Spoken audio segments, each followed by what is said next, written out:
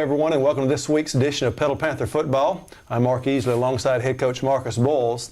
This past Friday night, the Panthers were on the road in a key division matchup against Brandon. And in Brandon, it didn't go well for the Panthers. One of those nights that you would like to play over, but you don't get do-overs in this game. A 42-14 defeat to the hands of the Bulldogs, and that gave the Panthers their first region loss. And last week we talked about coming off a high of a very emotional game against Oak Grove and how the kids would react in practice and then playing a very tough opponent on the road. How was the week of practice and the preparation leading up to Friday night? You know, I thought last Monday we were still kind of celebrating the Oak Grove win, and rightfully so. I understand big run, but I still thought we took care of business. And then Tuesday and Wednesday had really two good days. I mean, I thought our kids responded well. We had good practice days. I thought Thursday the walkthrough was good, and then Friday, you know, I just ran into a buzzsaw with Brandon. I don't know if didn't get ourselves mentally ready to play. Brandon is a really good football team, and so no excuses. But we just didn't match their intensity and their effort. But I thought the week leading up to the game on Friday was a good week of practice.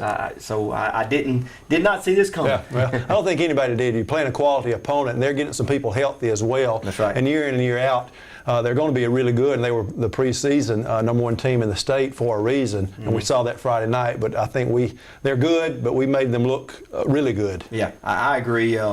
You know, they don't need any help because, as you mentioned, preseason number one, and they've gotten some guys healthy the last couple of weeks, and so they're playing really well right now. And you know, Friday night they were definitely the better team. I would like to play them again. I don't think it's a 42-14 game, but at the same time, they are a really, really good football team. Yeah, and I think really the story of the first half, we were talking about field position. They had great field position the whole night. One drive, they started inside their own 30. That was their punt in the first half. But even after they scored on their opening drive, we had a drive going, had some key mistakes in that drive. That one of them had a long completion on. I think we had a penalty on one of those plays. But some negative things in that first drive where we could have answered back, and that might have changed their mentality some. But you know, it was all them in the first half. It was. Give credit to Brandon. I mean, I thought we had some mental mistakes the first half, certainly.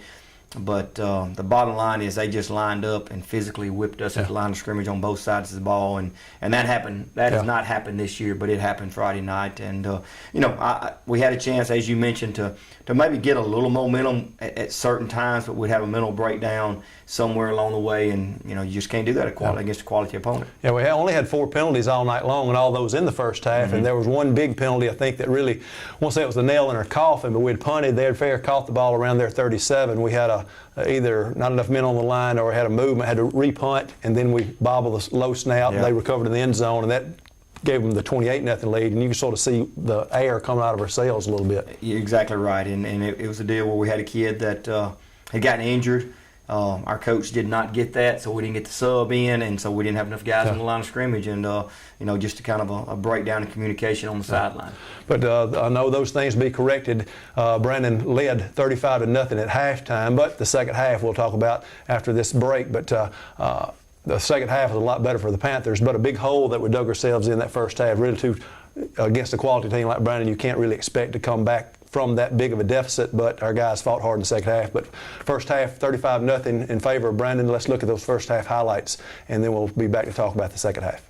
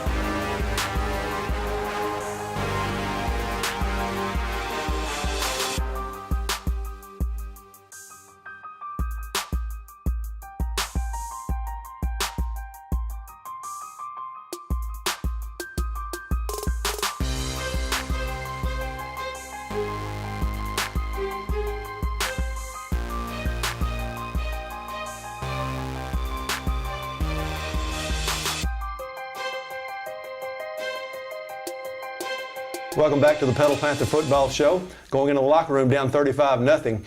Now I asked Ed, my partner Ed Smith, this because he's been in many a locker room, up big, down big. What goes through your mind as you're going in to talk to you guys? You know you want to make corrections and effort and the not quitting, all the general sayings you hear, but what do you say to your team at halftime in a game like this? Yeah, what we talked about was, probably wasn't going to win this game. You're down 35-0 against a quality opponent, and you weren't going to win this game. So what we talked about was, hey, let's play for pride. Let's play, show the character that we have on this football team and come out and play a better second half than we did the first half. And I thought we accomplished that. I thought we played better the second half. Certainly Brandon, I know they relaxed. They're up 35-0, so there's no doubt about they relaxed. But I thought we executed better. I thought we played with a little bit more emotion in the second half. And the big thing is we didn't have the mental mistakes in the second half that we did the first half. So that's what we talked about, was just, hey, play for the name on the front of the jersey, Petal, and let's come out here and try to take something positive away from this game, because right now at halftime there was not a positive thing going on. Yeah. I'd said this toward the end of the second half, that as we're playing better with that effort and executing and moving the ball a lot better and playing better defense, at least we can leave with a better taste in our mouth, even though it's going to be a defeat. We have something to build on, and that's what you were looking for. The first drive wasn't what we wanted, but from that point on, the last 22 and a half minutes held them scoreless. I thought our defense really picked it up second half, and our offense played better as well. I agree, and that's what we want to do. And like I told our kids at the end of the game, what a lot of people don't forget is last year a year to date they beat us 35-14. That's right. And we played awful the whole game for 48 minutes. Yeah. It was close at halftime, but we had played bad in the second half. We just shut down. So I think the positive I took away from this was, last year we shut it down in the second half. We quit. We did not play hard. This year we played hard in the second half and kept fighting to the very end. And I understand that Brandon did relax, but again, try and take something positive away from it. Well, our last two drives started at our 8. Had a nice drive going, had a turnover on that drive, but the next drive started at a 9, a 91-yard drive. And it was against most of their starters still in there defensively, so those are those positive things that you can point out when you watch film, say, hey, this is what we should have been doing the whole game, but hey, we know the type of team we are and capable of being. Let's get ready for next week now. Yeah, and I think we will. I think our kids will be ready for Jim Hill. We'll put this behind us, obviously, with some good, valuable learning lessons in this, and we'll take those, but won't harp on it too long. Our kids know we didn't play well, and they know we played a good football team, and we'll just learn from it, chalk it up as experience, and move on. Yeah, you've been in this a long time. You've been on the receiving end of these. You've been on the giving end a few times. That's part of football, part of athletics, really. So it's one of those films you may watch once, and then, hey, let's move on. Yeah. But let's look at the second half highlights. A few more in the second half than it was first half. Let's look at those, and then we'll be back to talk about next week's opponent, the Jim Hill Tigers.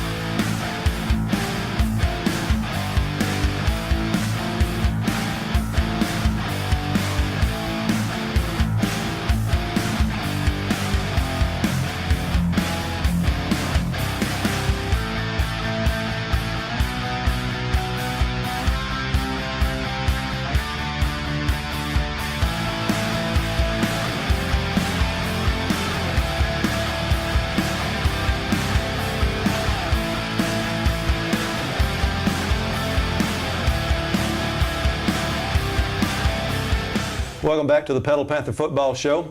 Moving on past Brandon now, getting ready for the next week.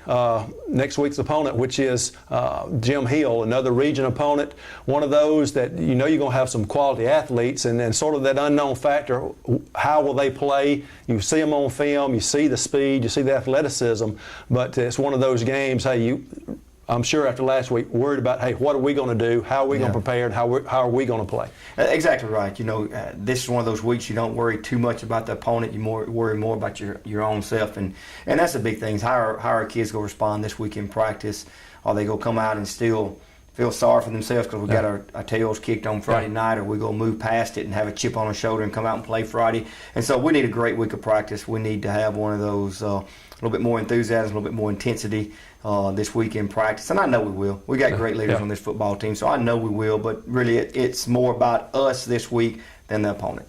And it's also homecoming, which I know from a coach's standpoint, all the other stuff that goes on around it, that's, you don't, but hey, that's part of it. And that's great for the community, great for the alumni, great for the students here now to have some of those alumni come back, but just the festivities that go on with homecoming as well. You're exactly right. There'll be something going on every day, and with that saying, we're fall break Monday, Tuesday, not in school, so we have that to play, and then we get homecoming festivities. We got the parade Thursday evening at 6, and then we have homecoming at Friday at 6:30. But like I tell our kids, there's not a homecoming without a football game. And so it's around 7 o'clock, if homecoming doesn't go too long, and around 7 o'clock, we're going to kick this football game off, and we got to be ready to play. And that's the bottom line. I know, as you said, got good kids on this team, got great leaders, and they'll bounce back. And I know with the coaching staff we have, that they'll be motivated to bounce back as yes, well. Sir. Yes, sir. So we look forward to seeing you here this Friday night in Panther Stadium. Homecoming kickoff at 7 o'clock. The festivities 6:30ish, I think, is normally when it starts there. So 6:30. So get here early, tailgate as always, but get here early to enjoy the homecoming festivities as well, and then the Panther victory this Friday night. Hopefully, as we'll play better, and we'll look forward to seeing you here at Panther Stadium this Friday night. So for head coach Marcus Boyles, I'm Mark Easley. Until next time, you've been watching Petal Panther Football right here on petalschools.com.